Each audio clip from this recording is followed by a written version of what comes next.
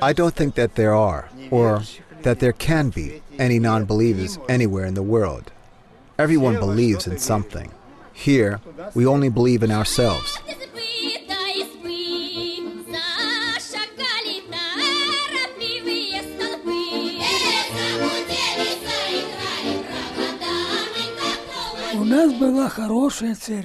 We had a good church, an oak one. It was sanded, painted, and built with funds from the citizens. Our settlement had 874 homesteads, and they all needed to be served. A priest, 2 sextons, and a psalmashik, that's the leader of the choir. He had an unusual voice. When the collectivization began in 28, I don't know what happened, but the sextons weren't ours. They were sent from Kiev, and they ran off. The priest stayed, and the choir director stayed. The choir director lived in our village. He had 6 children. I studied with them in school. He sang well. We always had a choir, and he directed it. But in 29, they closed the church. It was called a deception of the masses. The church was called a place of deceiving the people.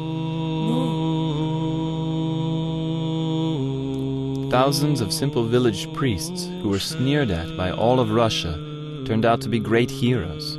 Hundreds of spiritual leaders of other faiths were also martyred. Pastors and Roman Catholic priests, rabbis and muftis were destroyed without a trial or an investigation across the enormous territory of the USSR. By 1939, there were only about 100 churches left of the 60,000 in 1917. Only 4 were left of the ruling hierarchy. The NVKL had testimonies fabricated so that they could be arrested at any moment. Joseph Stalin, who had studied at a seminary, had a strange relationship with God. During World War II, Stalin began to restore the churches and put an end to the execution of priests. Quite often we remembered God, even though I'm not a believer. I remembered the Lord, of course, when I had to go into hand-to-hand combat near Debrecen. It was a fright.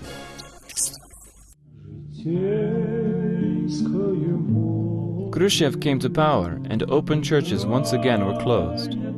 The arguments were simple. Since Gagarin did not see God in space, it meant there was no God.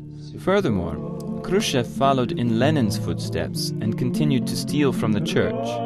Thousands of icons, church relics, and irreplaceable handwritten volumes were taken abroad and sold. Atheism continued to spread together with the other aspects of communism. The persecution of religious people continued, and people were encouraged to inform on one another. Economic collapse and the national upsurge of liberation left its mark in the history of the USSR. Tertullian's popular expression, "In the blood of martyrs lies the seed of the Church," was fully confirmed in Russia. This seed was abundantly sown on Russia's land. May God bring good harvests. I was baptized in the church near Belorusky train station, St. Nikolai. My grandfather built that church and baptized me there. But I'm an atheist. That's how I was raised.